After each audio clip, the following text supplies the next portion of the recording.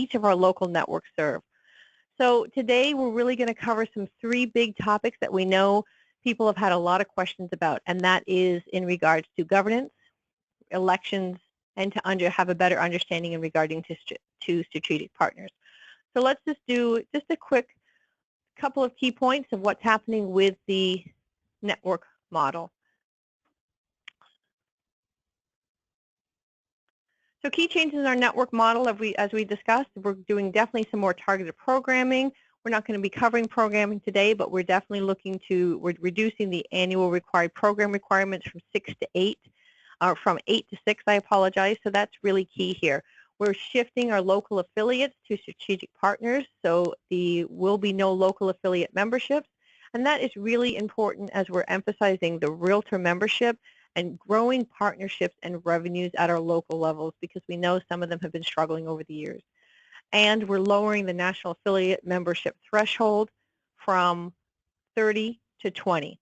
And presently that only impacts 16% of our current local groups. So this is not something that's going to hurt our local networks. And one of the key pieces here, we're definitely looking to streamline governance.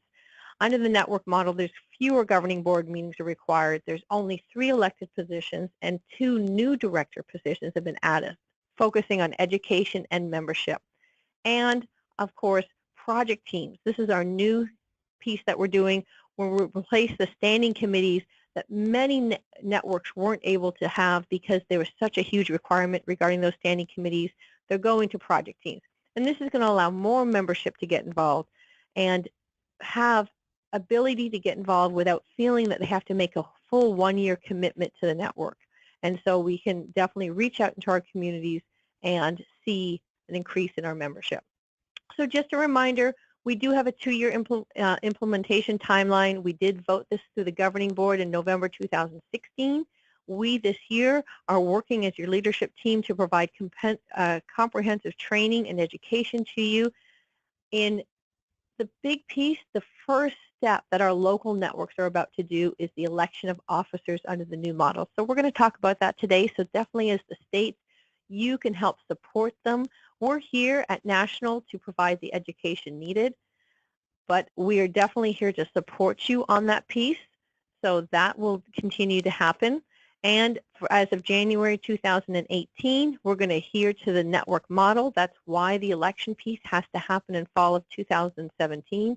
And also they'll adjust their name change with the IRS, because we're going to Women's Council of Realtors Palm Springs versus Palm Springs chapter of the Women's Council of Realtors, as an example.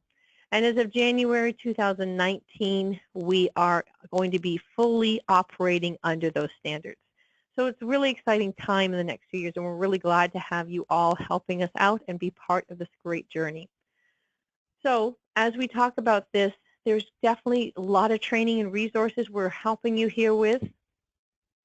And that type of stuff is the webinar we're doing, which we're doing deep dives into really covering key issues for you. We did the boot camp in May. Leadership Academy is coming up right around the corner, and those incoming leaders will be trained on the new network model. And at the annual conference in November, we'll also be visiting those items as well. And National's working really hard to ensure that every local network gets the information and training they need for a smooth transition to the operating model. Understand, here at National, we understand that you may want someone to come out and teach on this to your state or to a region, and you are to contact National, and they can set up working with you to provide an approved trainer to come out and do this. We do have a list of approved trainers, and they are the ones that are here to help be the boots on the ground, to help you Skype into a meeting and really get down and help your members understand the model as we go through it. And one of the key pieces that we have provided is this great tool, and this tool is available on WCR.org under Network Tools, and the tab is called Network Operating Model. And right at the top there, you can see that we have a Chapter to Network Local Transition Planner. And this is going to be a great tool for our local networks to work with, as well as the states when they're supporting them and the RVPs. So it helps walk everybody through on what's happening, when it needs to happen, and the key dates and timelines for them to do it. and to keep notes and statuses of the transition. This is a Word document, so it's great. They can fill it out or obviously print it off and fill it out by hand. So this is a great tool for everybody to follow, and it really lays out the model as well. So the column on the left, when you use it, you'll see minimum network operating standards, and that will go through it. One of the key pieces to remember here in regards to the chapter to network transition is the standards that are there, they're minimum operating standards. So that if a network wants to go above and beyond and not just do 4 industry events, but really knock it out of the park and do 6 in a year, fantastic. The requirement is everything that's listed there as a minimum operating standard is the goal that they must achieve in operating as a network. So let's cover a little bit about the governance. As an organization, our mission really is about networking, relationship building, professionalism, and leadership. And it's not about governance. When you read that mission statement, the word governance is not in there. So what we really try to do with this network model is streamline the governance, create really relevant officer positions so people felt that they were doing something of relevance, and our project teams. We've gone away from committees and required standardized committees and worked on project teams that can come and go as needed, and they don't need to be in place all year long. So let's take a look at the governance structure. This graphic really is a good description so you can visually see what it looks like. Some positions can be held by Realtor members only, such as the president, president-elect, secretary, and the program director, while others can be held by both a Realtor or a national affiliate member. You have to remember that the local affiliate member category is gone away and being replaced by the strategic partners. So we want to make sure that our members understand that, and our local networks, if they have questions, we're here to help with that piece. The new governance board includes 2 new director positions. One is to oversee the network's education activities, and the other is to oversee membership activities and really provide support in these areas. The governing board may also want to approve a team leader, otherwise known as previously as a chair, for each of those positions. So you could have an education chair that works under the program director, or a recruitment and retention or membership development chair. And as we talked about a little while ago, project teams. This is new for us, a new way of thinking for us. And so here are some specific project team examples that we can have at the local network level. And we gave examples such as a past present advisory, candidate review. That's definitely one that you have that will work on your elections, budget and finance, member ambassador, industry outreach, and strategic partner outreach. That's a group of people that can work together and reach out to our previous local affiliates and future industry partners that we want to help work with our local networks.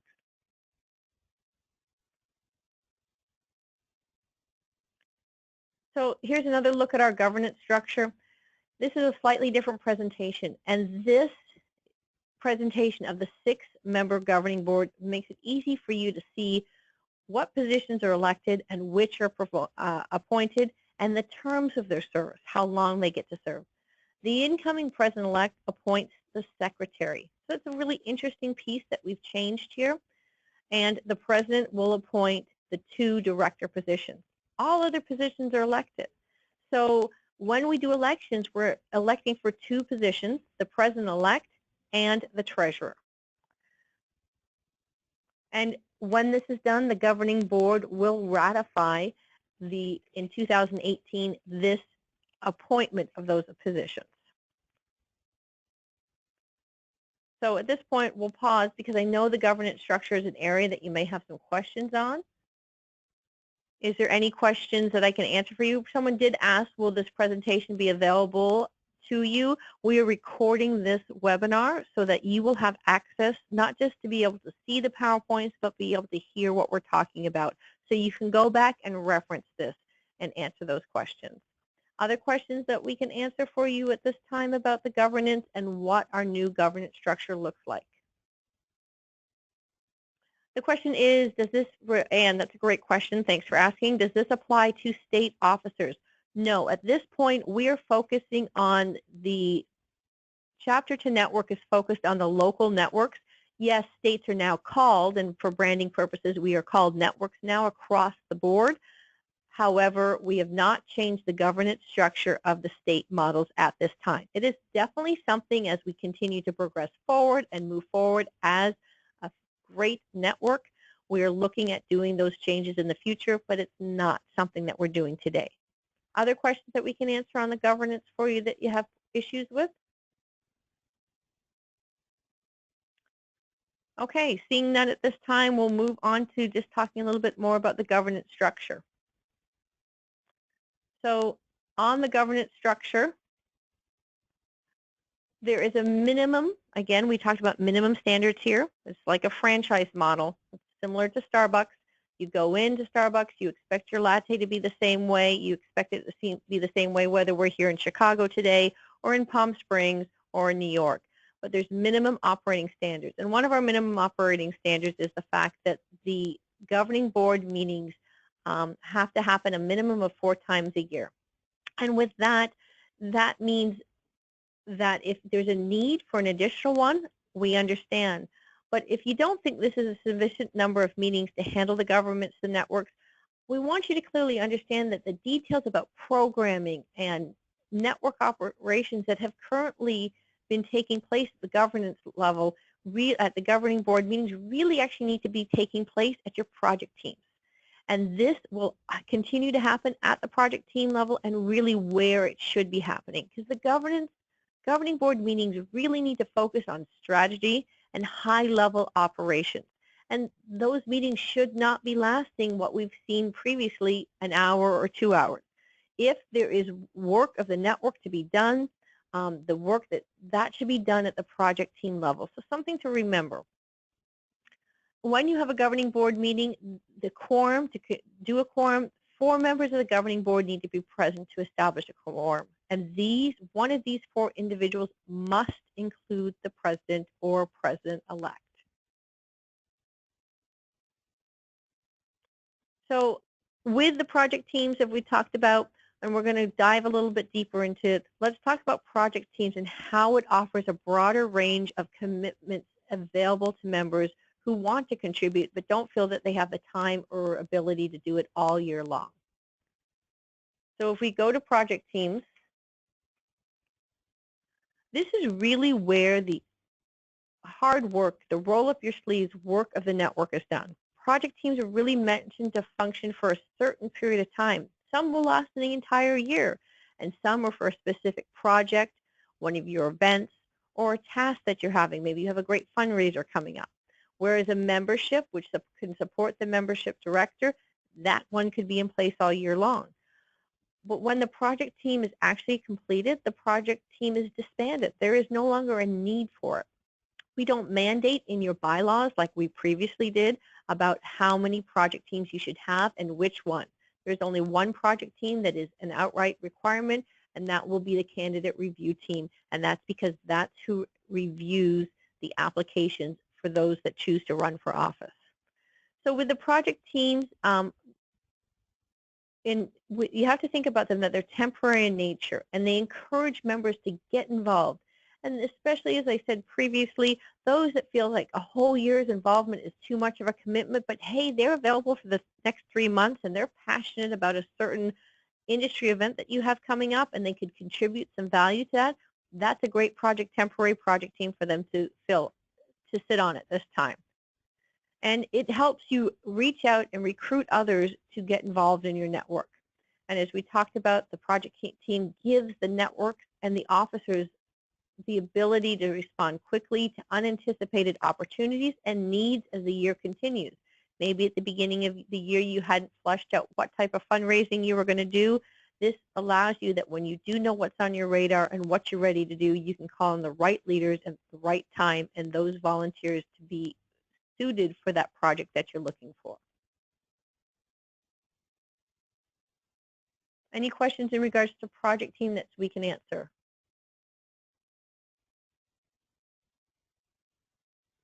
So we had someone ask that based on where we are in this day and age and time, is there any thought about allowing governing board meetings to be held electronically via Google Hangout or Skype?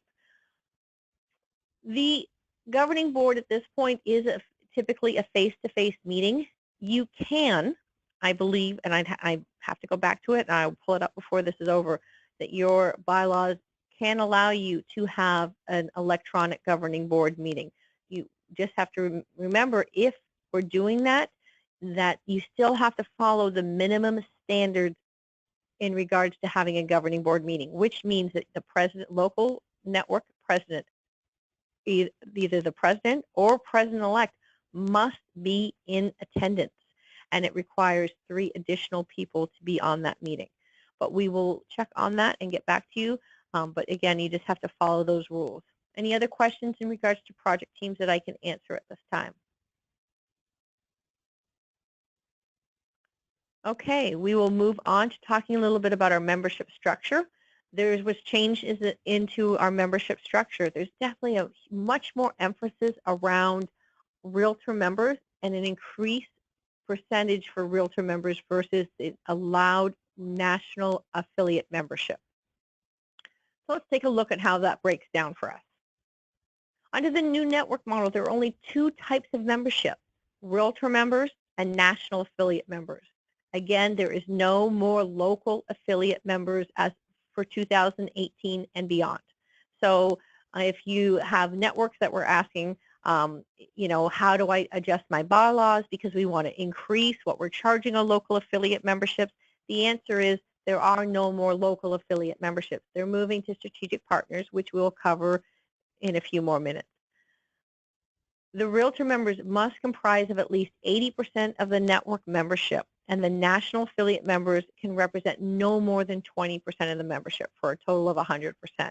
This 80-20 balance is a change from the previous 70-30 balance that we did have.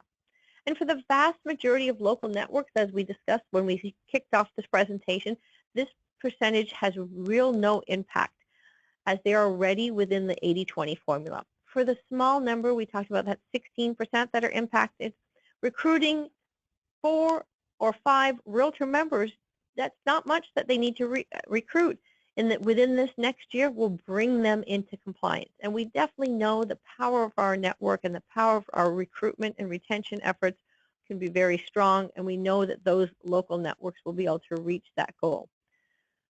So let's talk a little bit the time frame, so people understand the logistics around how we calculate this balance and when this happens. So understand that the membership bills do go out in November to our members, and they're due actually December 31st. However, National is generous, and they do not cancel out any members that have not renewed until March 31st. So basically, members have almost a 5-month time period before they need to renew their membership. I hope that they do it before that time. However, March 31st is the drop date in which, if someone hasn't renewed, they are dropped from being a member. So once we have those numbers, that's the numbers come mid to the end of April that National reaches out to the states as well as the local networks and lets them know. And if you are an RVP, they let you know that what's happening is that the network in Kansas City, I'm just using as an example, has dropped below this value. And therefore, we need to work with them and help them increase this membership, because you have to have at least 20 Realtor members by September 30th to continue on as a network. If you fall below that number, the network could be subject to disbandment per our bylaws. And some of you are thinking in various states to charter new networks. So if someone's looking to charter a new network, it's required to have 30 Realtor members to charter a new network.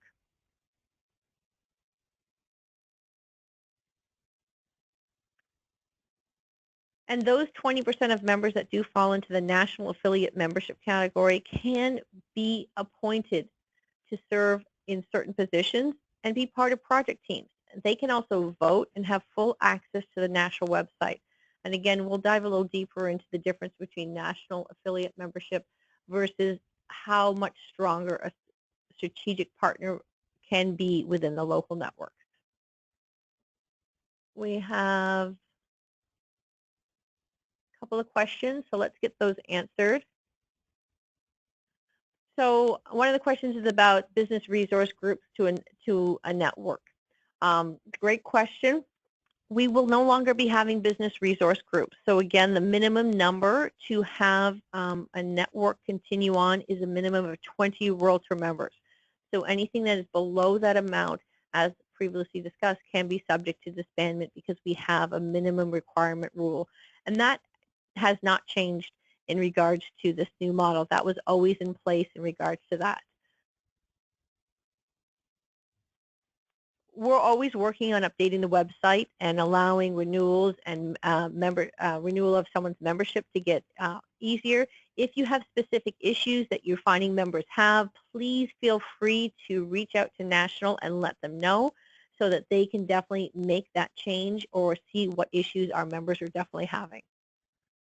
So this is a great question because it sounds like in Utah, title companies have strict restrictions due to insurance laws that may affect their ability to be a strategic partner unless they join at the very basic level. We have this issue also in California, so when we get to strategic partnerships, I will bring this up again of how different ways they can do it, and we'll cover that piece there as well. Okay, let's move to the next part here and talk a little more deep dive into our Realtor membership and how we can really help our local networks manage that balance.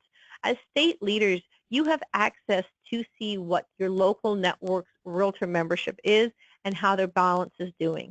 So managing and maintaining that 80-20 balance can be easy to do as you work with the local networks and whoever's assigned to work with them. With the changes in programming that we're talking about and really diving into industry events, we really have seen with the beta test that was done in California that networks are finding it so much easier to recruit new Realtor members and really retain those current ones. National will continue to provide great resources to help with the recruitment and retention of efforts and our membership development as a whole. And we'll include the videos, key talking points to continue to support your efforts, and key messaging, because we want to be able to tell our story and not have someone else tell it for us, and help with the way we talk about Women's Council, no longer being WCR, no longer being the word chapter, and help teach those that are involved at our local networks and who are speaking about us how we are Women's Council Realtors or Women's Council and how we have strategic partners versus affiliates. So we're going to definitely get out there and help you, give you key templates to tell that story. And as I said, you can definitely monitor the balance of the Realtor membership to national affiliate members online through the Network Management Center. As state leaders, you have access to that. And doing that and helping your local networks be aware of that and stay on top of it will really help eliminate last-minute scramble between the March member renewal notice and the drop date that happens and the September period time frame, the September 30th time frame, in which if a local network is below that 20 Realtor membership number, that they're not surprised by this information. We want to help everyone succeed, and that's our goal here, and we know you do too. National also obviously keeps a really keen eye on this 80-20 balance for every local network, and we're going to continue to work with groups that are struggling to help them continue to maintain that 80% Realtor member threshold. And understand that National will decline any application for national affiliate membership that would put a local network under that 80%, or in other words, over that 20%. We'll continue to communicate with our network leaders and let them know and help them discuss a strategy to help maybe change that application to a strategic partnership, and so that you're heading in the right direction. As well as the strategic partnerships, as we dive deeper into this, you'll see that it keeps the money local, and that's really what our local networks need to see. So let's dive a little bit into our election process. So one of the first things that, as we know, we talked about this in May, and I know you want to help them now. The first thing that's going to happen that our local networks need to do is they need to elect under this new model. And it's really key for them to do that. So let's take a highlight look at this. The fact that we're going to talk about the candidate review project team, that there's no slate of nominated candidates, and officers automatically don't move up. except for the position of president, the president-elect, we don't do monkey move up anymore. We really have to have the right leader in place at the right time. So let's take a quick look at our time frame, and then we'll discuss this out. So we have some time frames here. Obviously, we have an election day that's in the future. So 90 days before that, the governing board is going to appoint a project review team. The project review team is to be a minimum of 3, however, no more than 5 members. And the project team, the candidate review team, is going to select a chairperson at their first meeting. The project team must consist of an active Realtor members that are in good standing and no more than 1 active national affiliate. It's not saying you have to have a national affiliate on it, but if you're going to, no more than 1. 1 or more past presidents willing to serve if you'd like to have that. 1 or more active past program directors willing to serve. And the president-elect serves as a non-voting member, meaning they're really there to observe because this is going to be their team that they're looking for. Remember, you're looking for the positions of president-elect and treasurer. And the current governing board members are not eligible to sit on that committee. So let's talk about 60 days out. The candidate review team is going to solicit for applications for the open positions. So the candidate review team chair, 60 days prior to the election, is going to work with however the communications go in the network. Maybe they have a project team that runs the communications and get it all approved and send out the message, an email to the entire membership to solicit applications for the open positions. Obviously, we recommend some follow-up emails, and the chair, the project team leader for the candidate review team should work with, sometimes it's the secretary or whoever is in charge of correspondence, to continue seeing this communication go out. The email that goes out should obviously include job descriptions, election date, application, and what we call a consent to serve, and when the material is due back by, and contact information for the chair of the candidate review team. So applications are due approximately 30 days prior to the election process. So 30 days prior, the applications are due back so that the candidate review team can meet and confirm the applicant's eligibility. And if they want to, they can choose to conduct interviews. But one of the things you have to remember that we're not presenting a slate anymore. You're confirming that someone is eligible to run for the position. Eligibility is, 1, are they a member? Key piece. We definitely know it happens that we get somebody excited and ask them to serve and they're not a member yet. So we definitely may need to make sure somebody is a member and then that they're in good standing at their local association. And so that's the key pieces in regards to that. 10 days out, the president is going to notify the members of the election date, the rules, and who the candidates are that are running.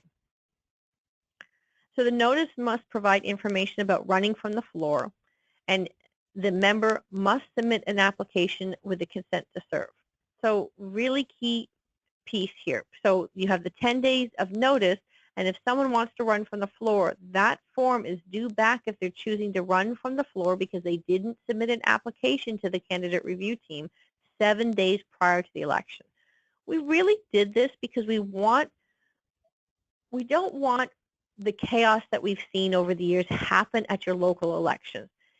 Great if someone's passionate and chooses, oh, unfortunately I forgot to send my application in and they didn't have their eligibility confirmed. You know, we would prefer them to do it beforehand, but we definitely can't stop someone with their passion choosing to run from the floor. However, we need to have a minimum date in which they can submit that by, and that's 7 days prior, which prevents on election day somebody just out of the blue running from the floor, and you as these local networks are not prepared for that type of vote or situation. So that prevents that piece from happening. And in regards to conducting the elections, our local networks can have 2 options. They could do it at one of their big 4 industry events. Got to remember that the only people eligible to vote are the Realtor members. That's the only people eligible to vote, and we're talking Realtor members of Women's Council, not of the local association. Or option 2, they could have a special meeting with a program and elections. You could have a member-only event, which includes an election component at a lunch and learn. So, and by having a speaker and adding that education component, it can draw more members in to participate in the election. So those are the key pieces in regards to that. So again, we covered the candidate review composition, and there's another screenshot for you to take a look at that. So any questions at this time in regards to how to run the elections and how you can support your local networks in doing that? Because it must be done in 2017. We have one question coming forward, so we're just waiting on that.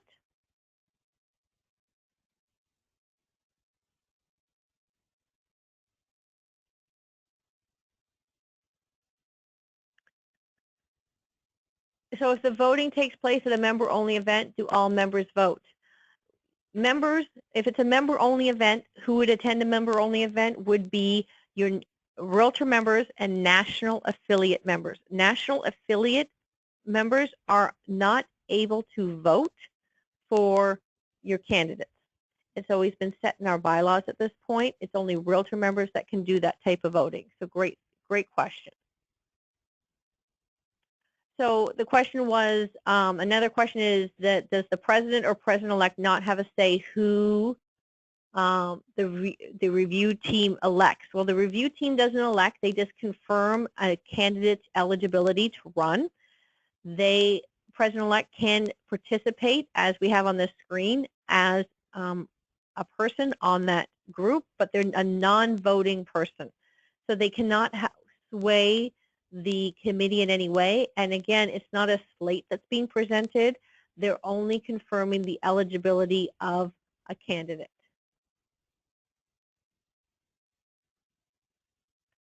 Any other questions in regards to elections and the candidate review team? Okay, let's shift our attention to strategic partnerships.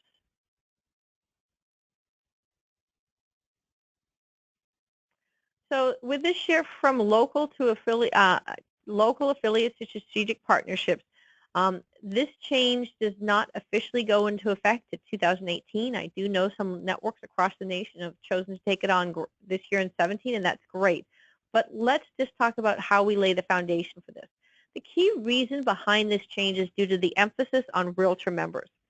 Local Women's Council Networks is really focusing on building that base of Realtor members to benefit Realtors and to provide a much broader base of successful professionals in the industry. And the strategic partner really distinguishes and positions affiliated companies as partners within the real estate community, providing a great complement to the local network, and they can provide expertise and services in pursuit of a great mutual goal, which is really to help Realtors work with clients and buy and sell property. One of the things we definitely want to clarify here is that strategic partners are not members, and they do not carry any rights or privileges of membership, such as the right to vote or hold certain positions. They can, however, participate on project teams, and they can lend their expertise and really enjoy the substantial benefits in supporting our networks and being a partner. Remember, national affiliates are members to the Realtor organization, and because national affiliates must also be a member at the local association. So if they're members at the local association and they are a national affiliate, they can hold certain positions in the networks, which we talked about previously. Really, the benefits of being a strategic partner is that relationship building. And we've seen that some strategic partners also are serving, have chosen to be national affiliates as well, because they may be serving in one of the positions that requires them to be that, such as the treasurer position. So it requires them to be a national affiliate if they want to serve in that position. So let's dive a little deeper and give you some visuals on that piece.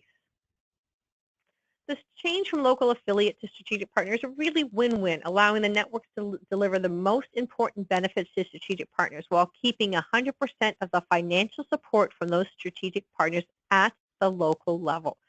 That's fantastic because we know over the years so many of our local networks have needed that stream of income. So this allows that to be happen. The local networks still have a great deal of flexibility in developing a custom strategic partnership program, including various levels of partnership and the benefits, associated benefits and costs that can happen with, and it can really be tailored to fit your local marketplace. We know that some marketplaces can handle a $5,000 strategic partnership, and that could be their top level. And where some other marketplaces, the most that someone can get at the top level could be $2,000. It really depends on your marketplace, and that gives each local network the ability to customize that piece. The local network benefits from, as we talked about, increased revenue opportunities and the ability to find the best fit match between the needs of the members and the expertise and services of certain various strategic partners. We talked about how 2018 is the great time for our local networks to kick this off. And our experience from the California beta test is that most local affiliates have been extremely happy with the change.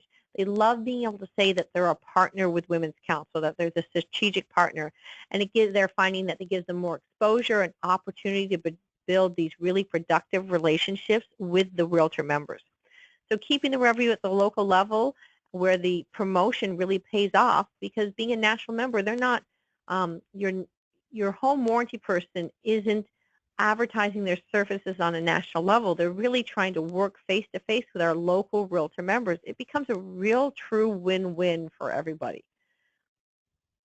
So many people have asked, again, are strategic partnerships members? No, they are not. But one of the benefits in this screenshot, and this is available on the website, and it can be customized how each local network would like to see this, but many are offering a basic strategic partnership, and that allows them to attend at the member rate. Again, they're not members. It allows them to attend at the member rate. So in California, many of our title companies have taken this and been able to be a strategic partner at the basic level because it doesn't offer all the other stuff. That may work. My question was earlier regarding Utah has an issue in regards to that. That may work at that level, or you may find that title companies may have to be, if they want to be a member, be a national affiliate member depending on the laws in your state. So I wouldn't use that unless you have to, but we understand there's certain states out there that this can be an issue for them. California is one of them. Sounds like Utah has the same issues as California. But again, many title companies see the basic strategic partnership level as a way that allows them to attend at the member rate, and they can continue to move forward at that. But what you see here with the bronze, silver, gold, and platinum net levels that we're giving you as examples, different things and ideas that each network could offer to the strategic partnership depending on the level they choose to come in at. And this is, again, in California, we have some networks that have people clamoring for different levels because they so much have seen the value of being a partner of the network. And with this template, you can add benefits to this. You can take some away, and we know that each local network will definitely customize this on how this reflects in their local market in regards to specific benefits and the costs associated. And definitely get your local networks to pull this grid, download it, and customize it to find out what best works for them. And the strategic partner revenue at the local level can be certainly critical and a substantial portion of the network's overall revenue. However, the most successful networks have worked hard to build sustainable, diverse revenue streams as a multiple source. So remember, we have our strategic partnerships, registration fees for events, your dues, the various fundraisers that they put on. So this will help really keep the mission focused on key revenue that the local networks need. And one of the things to remember is that a requirement of the new model is that fundraisers and other revenue generating activities must really be mission related and relevant to professional focus of the brand of Women's Council. So really working on transitioning Women's Council from chapters to networks across the country is a huge, enormous task, and we really appreciate your positive support of this change. It's a really great opportunity to reach out on the state level, at the local level, to communicate and talk about it and be involved within the industry. It's a great opportunity to connect for the first time and renew relationships with other industry groups. So this allows our local networks to talk to their local ARIA, to talk to their YPN, and find out how they can connect with one another. We can go back to raising awareness. We're doing this great, massive change, and people are asking questions about it. They're talking about it.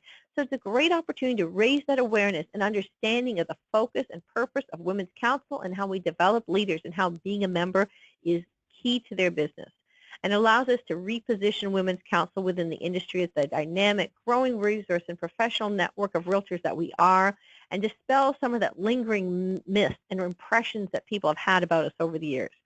And as we talked about, connecting as well as engaging with these other groups and doing joint programming, because with the new standards, the minimum standards, one of the industry events must be collaborative with another external group. So again, it's engaging these other groups. So really what's important is clear messaging, clear, consistent, customized messaging to reach out there to talk about this piece. It's an effective communication strategy that we're working on with you at the national level, for state and the regional level, as well as at the local level, in talking about what's happening. And we want you to remember that Women's Council is here for you, and we're here to help train and put on these great events, such as this webinar, such as the boot camp, upcoming events at the annual meeting. And remember, if your state would like to have a trainer come out and train on this, please reach out to National and let them know that. And we have designated trainers that can come out and do that, that could Skype into a meeting and be part of this. So definitely don't be afraid to say, we want some more understanding, we want some hands-on development of this network model. Is there any other questions at this time that we can answer for you?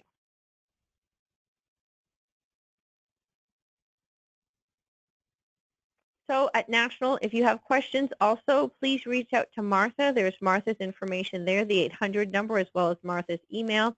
I am always here to help out any of you at any time to answer any questions. You have my cell phone number there. You can call or text. Just obviously let me know who you are so I know who I'm speaking with, as well as feel free to email me at any time. We want to support you again throughout this transition, support our regionals, support our states, and support our local network. So seeing no more questions at this time, we really appreciate you taking the time out of your extremely busy schedule to attend and be part of this. So thank you so much. This present webinar will be available online, so you can review the webinar. The slides are not something we are emailing out at this time, because what we are trying to prevent is people teaching this on their own that haven't been trained in this manner. So if you want help, want explanation, again, we have the set of trainers that are here to do that piece. Again, thank you for your time. We so much appreciate it, and we're here to help you if you have that. We appreciate it. Take care.